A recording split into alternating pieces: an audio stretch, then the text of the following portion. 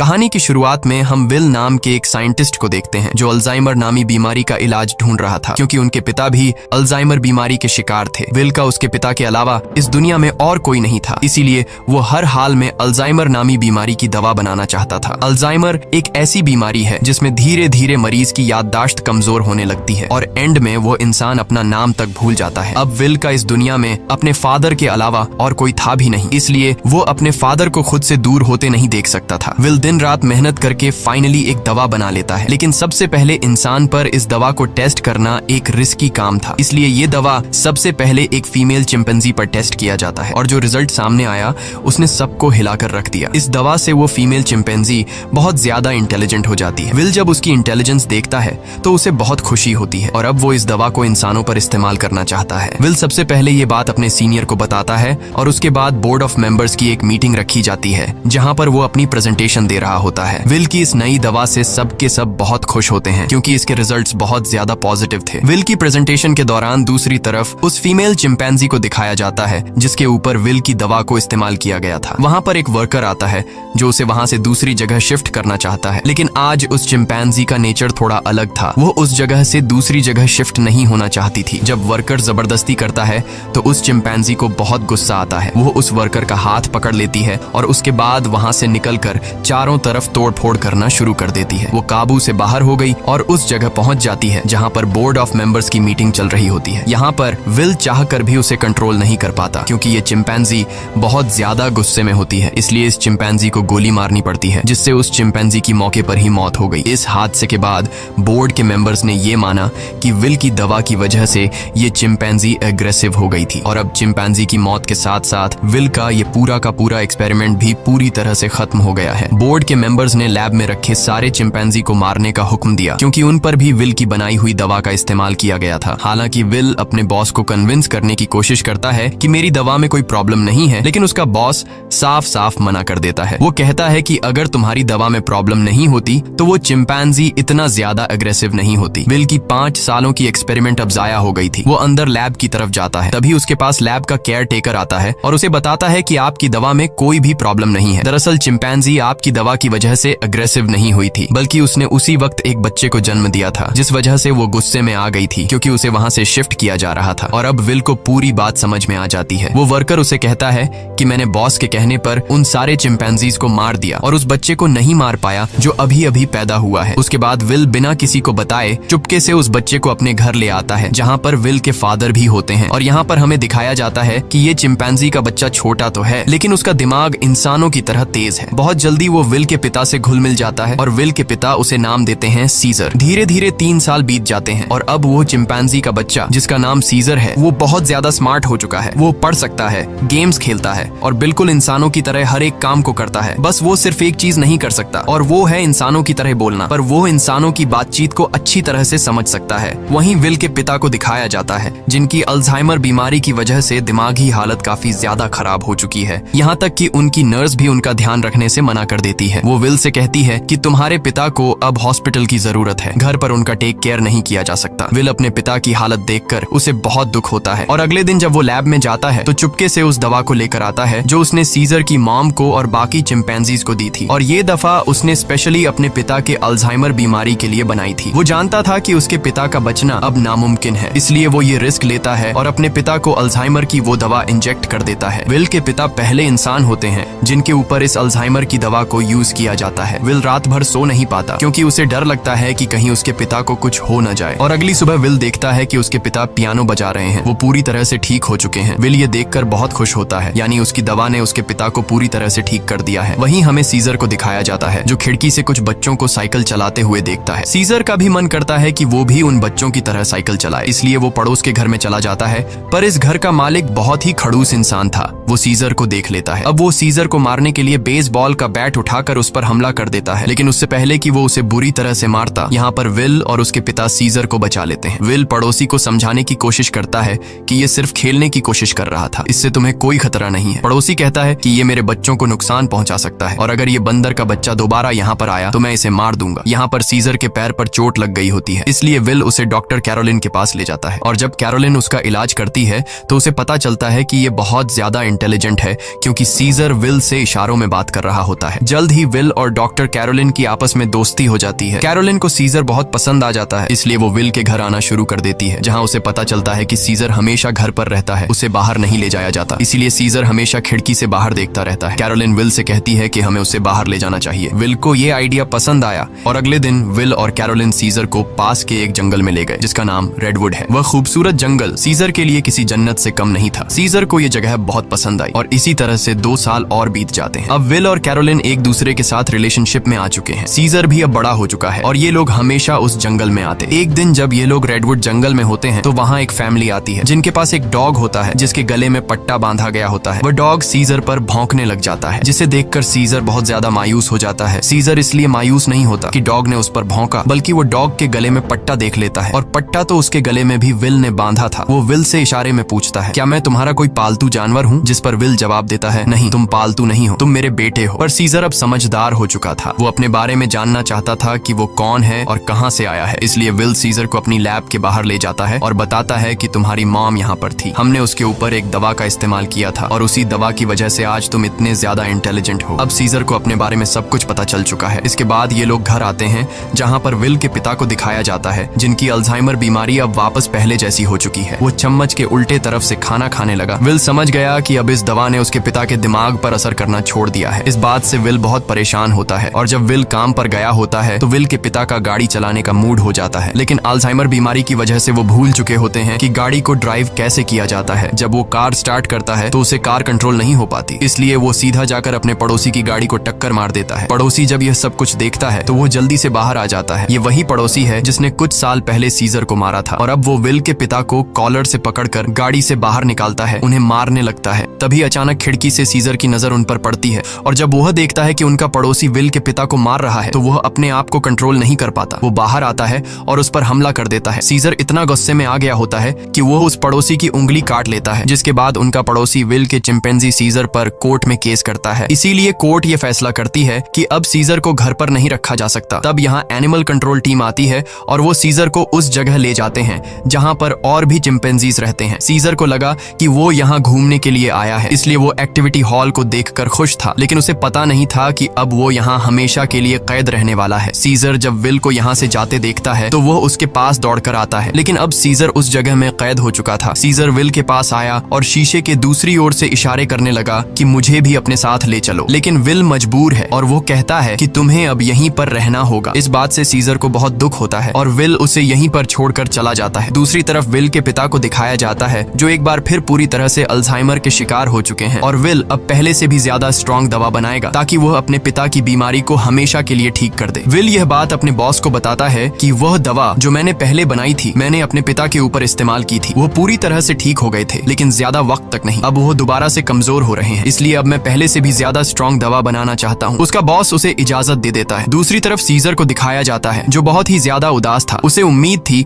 कि जल्द विल आकर उसे घर ले जाएगा। वो सामने की दीवार पर चौक से एक ड्राइंग बनाता है, जो कि उस खिड़की का नक्शा था जिससे वो अपने घर से बाहर देखा करता था। वो अपने घर को बहुत ज्यादा मिस कर रहा था। इधर विल दिन रात कड़ी मेहनत के बाद वो दवा बना लेता है। अब इस दवा को एक चिंपैंजी पर यूज करने की तैयारी की जाती है और जब दवा को उसकी बॉडी में इंजेक्ट किया जा रहा होता है तभी प्रेशर की वजह से एक पाइप निकल जाता है। वहाँ पर उनका एक वर्कर होता है जिसका नाम फ्रैंकलिन है। दवा की कुछ गैस उसकी नाक के अंदर चली जाती है क्योंकि उसने मास्क नहीं पहना होता। हालांकि उस वक्त उस पर गैस का कोई असर नहीं पड़ता और यह लोग उस चिंपैंजी के बॉडी में दवा इंजेक्ट कर लेते हैं, जिसके बाद वो चिंपैंजी बहुत ज्यादा इंटेलिजेंट हो जाता है, यानी कि उनकी यह दवा भी कामयाब हो गई। इसके बाद विल और कैरोलिन सीजर से मिलने जाते हैं, जिसे बहुत ही छोटे पिंजरे के अंदर कैद किया गया होता है। यहाँ पर सीजर के हाथ में चोट भी लगी होती है, जिससे विल को बहुत गुस्सा आता है और वहाँ के गार्ड्स को धमकी देता है कि अगर तुमने इसके साथ कोई भी गलत सलूक किया तो मैं तुम्हारे इस जगह को बंद करवा दूंगा। विल के आने से सीजर बहुत खुश था क्योंकि वो समझ रहा था कि विल आज उसे घर वापस ले जाएगा, लेकिन विल उसे कहता है कि जब तक कोर्ट मुझे इजाजत नहीं देती मैं तुम्हें घर वापस नहीं ले जा सकता। जिसके बाद विल यहाँ से चला जाता है और सीजर बहुत ज्यादा उदास हो जाता है। उसे घर की बहुत याद आती है। यहाँ उसे गंदा खाना और जेल का स्टाफ उसके साथ बहुत बुरा सलूक करते हैं। जब विल अपने घर जाता है तो देखता है कि उसके पिता की हालत बहुत ज्यादा खराब है। वो उन्हें दवा देना चाहता है पर विल के पिता मना कर देते हैं। वो कहते हैं कि अब मेरा वक्त आ चुका है और उसके बाद विल के पिता की डेथ हो जाती है। विल अपने पिता की डेथ से पूरी तरह से टूट जाता है और अब सीजर के अलावा उसका कोई भी नहीं है। वो उसे अपना बेटा मानता है, इसलिए वो बहुत सारे पैसे लेकर उस जगह जाता है जहाँ पर सीजर को कैद किया गया है। वहाँ का जो हेड होता है विल उसे बहुत सारे पैसे देता है और कहता है कि मैं सीजर को अपने साथ ले जाना चाहता हूँ। उस जगह का हेड इतने सारे पैसे देखकर विल की बात मान जाता है। विल सीजर के पास आया और उसे अपने साथ चलने को कहा, लेकिन सीजर दरवाजा बंद कर देता है क्योंकि अब वो विल के साथ नहीं जाना चाहता। हालांकि सीजर को विल से बिछड़ने का दुख तो था, लेकिन अब वो किसी का पालतू बनकर जिंदगी नहीं गुजारना चाहता था। वो अपने साथ साथ उस जगह में बंद बाकी चिंपैंजीज को भी आजाद देखना चाहता था, जिसके बाद विल को लौटना पड़ता है। रात को उस जगह काम करने वाले एक लड़के के कुछ दोस्त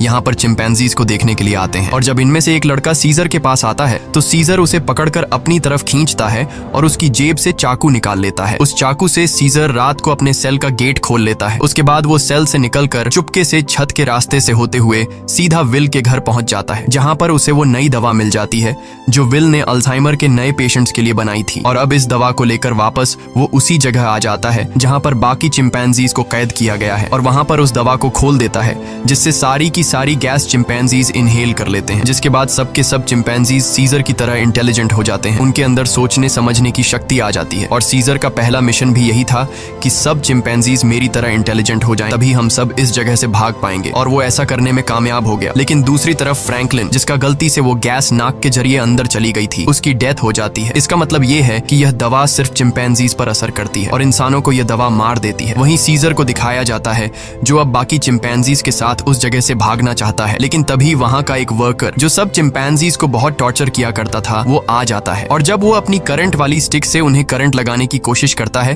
तो सीजर उसका हाथ पकड़ लेता है। वो कहता है कि अपने गंदे हाथ मुझसे दूर रखो और यहाँ पर पहली बार सीजर बोलता है नो। इसके बाद सीजर उसे पंच मारकर वहीं पर गिरा देता है और बाकी सब चिंपैंजीज को आजाद कर देता है। वो वर्कर उठकर एक बार फिर से अपनी इलेक्ट्रिक स्टिक लेकर उनकी तरफ बढ़ता है, लेकिन सीजर उस पर प्रेशर से पानी खोल देता है, जिससे उसे करंट लगने से उसकी मौत हो जाती है। इसके बाद सीजर सब चिंपैंजीज को लेकर पास के एक जू में पहुंच जाता है। वो वहां के सभी चिंपैंजीज को आजाद करके अपनी टीम में शामिल कर लेता है और अब ये सब के सब विल की लैब में पहुंच जाते हैं। वहां पर भी बहुत सारे चिंपैंजीज होते हैं, ये उन्हें भी आजाद कर देते हैं और अब इन सब की एक टीम बन चुकी है। वहीं विल, जिसे सीजर की बहुत ज्यादा याद आती है, वह उस जगह कॉल करता है जहां पर सीजर को कैद कर रखा गया था, पर उसका कॉल कोई रिसीव नहीं करता, इसलिए वह जल्दी से कैरोलिन के साथ वहां पर पहुंच जाता है। वो देखते हैं कि यहाँ पर तो एक भी चिंपैंजी मौजूद नहीं। तभी उन्हें एक जख्मी वर्कर दिखाई देता है। विल उससे पूछता है कि यहाँ पर क्या हुआ। वह बताता है कि तुम्हारा सीजर सबको अपने साथ ले गया और वह पहली बार बोला भी था। ये सुनकर विल बहुत ज्यादा परेशान हो जाता है और अब वह समझ जाता है कि सीजर अपने सभी साथियों के साथ रेडवुड जा रहा है, जहां पर बचपन में उसे ले जाया करता था। सीजर शहर के रास्ते से अपने साथियों के साथ आगे की तरफ बढ़ रहा होता है। रास्ते में एक ब्रिज आता है जहां पर पुलिस उनका रास्ता रोक लेती है और इसके बाद चिंपैंजीज और पुलिस के बीच में एक बहुत बड़ी फाइट होती है। हालांकि सीजर का मकसद इंसानों को चोट पहुंचाना नहीं था, बल्कि अपने चिंपैंजी भाइयों को आजाद करके उन्हें रेडवुड जंगल तक पहुंचाना था। उनके ऊपर हेलीकॉप्टर से हमला किया जाता है और जब सीजर को नुकसान पहुंचने वाला होता है तो तभी वहां पर एक गोरिल्ला हेलीकॉप्टर के ऊपर कूद जाता है और हेलीकॉप्टर को क्रैश कर देता है, जिससे उसकी जान चली जाती है। और तभी वहां पर कोबा नामी चिंपैंजी आता है। कोबा वही चिंपैंजी है जिसकी बॉडी पर लैब में एक्सपेरिमेंट किया गया था, जो उस आदमी को मार देता है जो हेलीकॉप्टर से उन पर गोलियां चला रहा था। यहाँ जब एक गोरिल्ला पुलिस वाले को चीरने वाला था तब सीजर उसे रोक लेता है, क्योंकि सीजर पुलिस वालों को रोकना चाहता था, उन्हें मारना नहीं। अब ये सब के सब ब्रिज को क्रॉस कर रेडवुड पार्क पहुंच जाते हैं, जहां पर विल भी कुछ देर में पहुंच जाता है। वो सीजर को आवाजें देने लगता है। इस दौरान एक दूसरा चिंपैंजी विल पर हमला करने वाला होता है कि तभी सीजर उसे रोकता है। विल सीजर से कहता है कि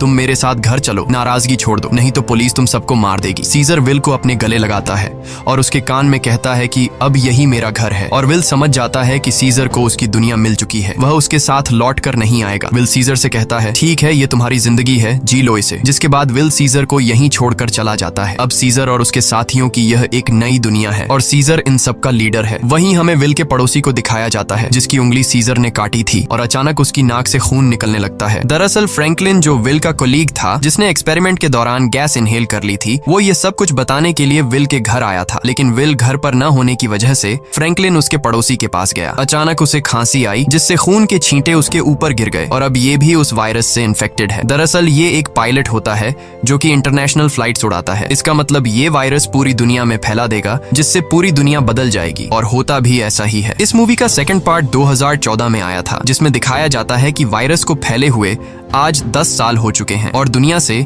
इंसानों की बहुत बड़ी आबादी खत्म हो चुकी है। जहां एक तरफ इंसानों की आबादी कम हो रही थी, दूसरी तरफ चिंपैंजीज की जनरेशन बढ़ बढ़ती जा रही थी। ये सभी उस जंगल में पूरी तरह से फैल चुके थे और वो सभी अब पहले से भी ज्यादा स्ट्रॉन्ग हो चुके थे। यहाँ हमें सीजर को दिखाया जाता है। वो अब भी सभी चिंपैंजीज का लीडर है और इस जंगल में सीजर का ही राज चलता है। इस जंगल में अब इंसानों का आना मना है। सीजर का अब एक बेटा हो चुका है जिसका नाम ब्लू आई है। एक दिन सीजर का बेटा जब अपने दोस्त के साथ जंगल में घूम रहा होता है, तभी उनके सामने एक इंसान आ जाता है जो जंगल में अपनी टीम के साथ हाइड्रो इलेक्ट्रिक डैम देख रहा होता है ताकि पूरे शहर को इलेक्ट्रिसिटी दोबारा से दी जा सके और ये डैम चिंपैंजीज के इलाके में है। अब वो आदमी जब सीजर के बेटे ब्लू आई और उसके दोस्त को देखता है तो वो बहुत ज्यादा डर जाता है और अपनी गन निकाल लेता है। सीजर का बेटा भी गुर्राने लगता है। वो आदमी डर कर गोली चला देता है जिससे सीजर के बेटे का दोस्त घायल हो जाता है। गोली की आवाज सुनकर सभी चिंपैंजीज यहाँ पर आ जाते हैं। साथ ही जिस आदमी ने गोली चलाई होती है उसके साथी भी आ जाते हैं जो यहाँ पर डैम ढूंढ रहे होते हैं। चिंपैंजीज उन्हें मारना चाहते हैं। वो सब उन लोगों पर बहुत ज्यादा गुस्सा होते हैं। तभी इंसानों के ग्रुप का लीडर आगे आता है जिसका नाम मैल्कम है। वो सीजर से बात करता है। वो उसे बताता है कि हम यहाँ पर किसी को नुकसान पहुंचाने के लिए नहीं आए, हम तो बस यहाँ सिर्फ शहर की बिजली ठीक करने के लिए डैम ढूंढ रहे हैं। सीजर उससे कहता है चलो ठीक है, इस बार तुम आ गए लेकिन दोबारा यहाँ पर मत आना, तुम सब यहाँ से चले जाओ। अब वो सब के सब यहाँ से चले जाते हैं और इन्हीं चिंपैंजीज में जो कोबा होता है जिसके ऊपर कभी इंसानों ने एक्सपेरिमेंट्स किए थे, जो इंसानों से बहुत ज्यादा नफरत करता है, वो सभी चिंपैंजीज से कहता है कि इंसान दोबारा से हमारे इलाके में आ गए हैं, वो हमें फिर से नुकसान पहुंचाएंगे, इसलिए इंसानों को हमें अपनी ताकत दिखानी होगी। और सीजर भी अब उसकी बातों में आ जाता है और ये सब तय करते हैं कि ये इंसानों की बस्ती में जाएंगे। और अब सीजर अपने घोड़े पर बैठकर सबके आगे होता है। उसके साथ सभी चिंपैंजीज इंसानों के इलाके में जाते हैं। यहाँ पर दिखाया जाता है कि जो पहले रोशनियों से चमकने वाला एक खूबसूरत शहर हुआ करता था, अब वो पूरी तरह से वीरान हो चुका है। यहाँ पर टेक्नोलॉजी और बहुत सारी चीजें अब पूरी तरह से खत्म हो चुकी हैं। सीजर अपनी पूरी सेना को लेकर इंसानों के इलाके में पहुंच जाता है, जहां पर मैल्कम एक बार फिर से सीजर के सामने आता है और वो सीजर से कहता है कि हम तुमसे माफी मांग चुके हैं। सीजर कहता है कि आज के बाद अगर हमारे इलाके में कोई भी आया तो हम उसे मार देंगे। हम युद्ध नहीं चाहते, लेकिन अगर इंसानों ने दोबारा हमारे इलाके में आने की कोशिश की तो हम किसी को नहीं छोड़ेंगे। यहाँ पर कोबा भी होता है। कोबा चाहता है कि वो इंसानों से युद्ध लड़े, लेकिन सीजर इंसानों को वार्निंग देकर यहाँ से पूरी सेना के साथ निकल जाता है। वही मैल्कम को दिखाया जाता है जो बहुत ज्यादा परेशान होता है क्योंकि जिस जगह में ये लोग रह रहे थे वहां पर बिजली नहीं थी और उनका पावर प्लांट खास उसी जगह में था जहां पर चिंपैंजीज का इलाका था। वहां पर जाना मतलब अपनी मौत को दावत देना है, लेकिन सारी जिंदगी ये लोग बिना इलेक्ट्रिसिटी के तो नहीं रह सकते थे, इसलिए उन्हें हर हाल में वहां पर जाकर बिजली ठीक करनी थी। मैल्कम अपने सीनियर से कहता है कि हमें एक बार सीजर से बात करके देखना चाहिए, क्या पता वो हमारी तकलीफ को समझ ले। जिसके बाद मैल्कम अपनी फैमिली और एक ग्रुप लेकर वहां जंगल के बाहर पहुंच जाता है। मैल्कम जब सीजर को अपनी सारी सिचुएशन बताता है तो सीजर समझ जाता है क्योंकि वो इंसानों के साथ रह चुका है। उसे पता है कि इलेक्ट्रिसिटी का मतलब क्या है और इंसानों के लिए वो कितनी जरूरी है। सीजर कहता है ठीक है, तुम लोग अंदर आ सकते हो, मगर एक शर्त पर, तुम्हें सारे हथियार हमारे हवाले करने होंगे। मैल्कम मान जाता है और अब अपनी टीम के साथ वो उस जगह पहुंच जाता है जहां पर पावर प्लांट है और इसके बाद ये लोग वहां पर काम करना शुरू कर देते हैं। मैल्कम की वाइफ और उसका बेटा चिंपैंजीज के बच्चों से बहुत जल्दी घुल मिल जाते हैं और जब ये लोग पावर प्लांट पर काम कर रहे होते हैं तभी एक चिंपैंजी को वहां पर छुपी हुई एक गन मिलती है और वो गन सीधा वो लेकर जाता है सीजर के पास। और जब सीजर को पता चलता है कि इंसान अपने साथ छुपाकर यहाँ पर गन लाए हैं तो उसका गुस्सा एक बार फिर से भड़क जाता है और वो मैल्कम और उसके साथियों से कहता है तुम जंगल छोड़कर चले जाओ। लेकिन तभी सीजर को पता चलता है कि उसकी पत्नी जो बहुत लंबे समय से बीमार थी, मैल्कम की पत्नी ने उसे दवा दी थी जिससे अब वो पूरी तरह से ठीक हो गई। ये देखकर सीजर इंसानों को एक और मौका देता है। वो कहता है तुम्हारे पास एक दिन और है, तुम इस पूरे पावर प्लांट को ठीक कर सकते हो और इसके बाद यहाँ से चले जाना। दरअसल मैल्कम का एक साथी जो कभी एक पुलिस ऑफिसर हुआ करता था, उसे चिंपैंजीज पर बिल्कुल भरोसा नहीं है। वो उनसे नफरत करता है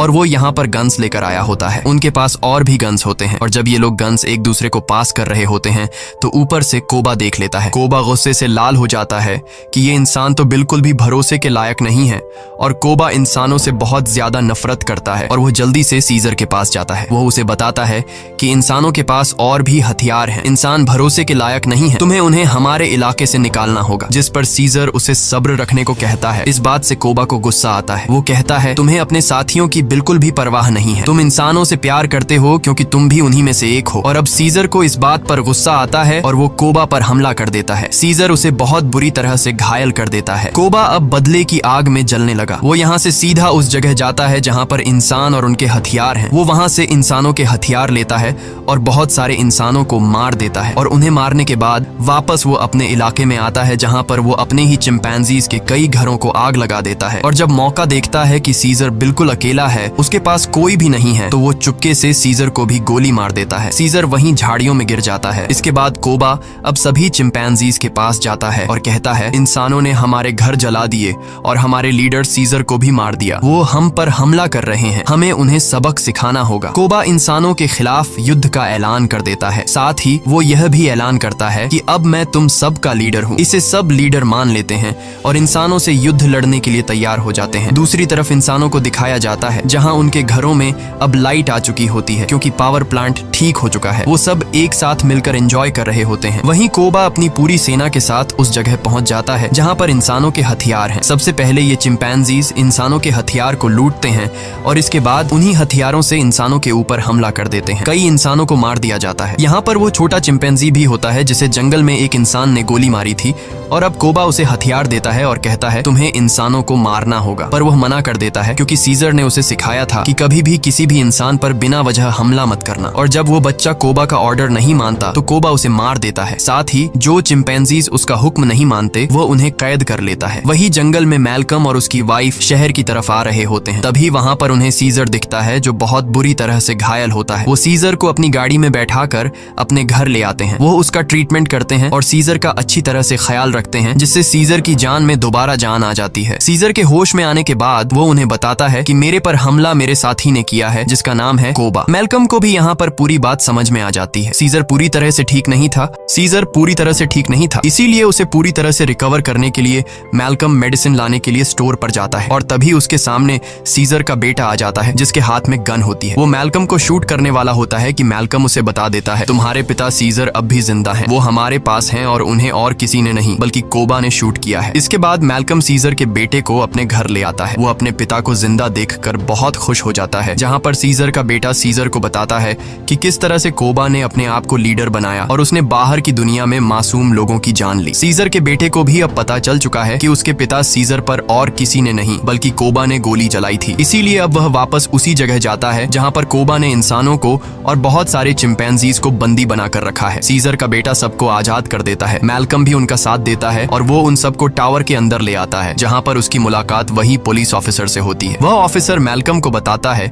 कि इलेक्ट्रिसिटी आने के बाद मैंने रेडियो से आर्मी के साथ कांटेक्ट कर लिया है और बहुत जल्द बहुत बड़ी आर्मी की सेना यहाँ पर आने वाली है, जो सभी चिंपैंजीज का खात्मा कर देगी। साथ ही वह यह भी बताता है कि मैंने टावर के ऊपर बहुत सारे बॉम्ब्स को फिट कर दिया है, ताकि जब चिंपैंजीज टावर के ऊपर चढ़ेंगे तो मैं बॉम्ब को ब्लास्ट करके उन सब चिंपैंजीज को मार दूंगा। हालांकि इसमें उसकी खुद भी जान चली जाएगी। उसके हाथ में रिमोट कंट्रोल होता है। और अब यह देखने के बाद मैल्कम और सभी इंसान वहां से भागना शुरू कर देते हैं। वहीं सीजर को दिखाया जाता है, जो अब यहाँ पर पहुंच चुका है। उसका सामना कोबा से होता है और कोबा और उसके बीच फाइट शुरू हो जाती है। सीजर को जिंदा देखकर बाकी चिंपैंजीज भी कोबा की गद्दारी को जान चुके हैं। वहीं हमें उस पुलिस ऑफिसर को दिखाया जाता है जो टाउन के एक हिस्से को बॉम्ब से ब्लास्ट कर देता है, जिसमें कई सारे चिंपैंजीज मारे जाते हैं। लेकिन कोबा, सीजर और उसके कई साथी अब भी जिंदा हैं। जब कोबा देखता है कि बहुत सारे चिंपैंजीज वापस सीजर को सपोर्ट करने लगे हैं, तो वह उन सब पर गोलियां चलाना शुरू कर देता है। तभी सीजर काफी ऊंचाई से कोबा पर हमला कर देता है और उसे बिल्डिंग से नीचे धकेल देता है। कोबा लोहे की रॉड से लटक जाता है। अब वह सीजर से कहता है, प्लीज मुझे बचा लो, जिसके बाद सीजर उसका हाथ पकड़ लेता है। लेकिन कोबा ने जो किया है उसे माफ नहीं किया जा सकता, इसीलिए सीजर उसका हाथ छोड़कर उसे नीचे गिरा देता है, जिससे उसकी मौत हो जाती है। और अब मैल्कम और सीजर एक दूसरे के सामने होते हैं। ये दोनों एक दूसरे से हाथ मिलाते हैं, यानी कि यह दोनों अब अच्छे दोस्त हैं, जैसे कभी सीजर विल का हुआ करता था। मैल्कम सीजर को बताता है कि बहुत जल्दी यहाँ पर आर्मी आने वाली है, तुम सबको यहाँ से निकलना होगा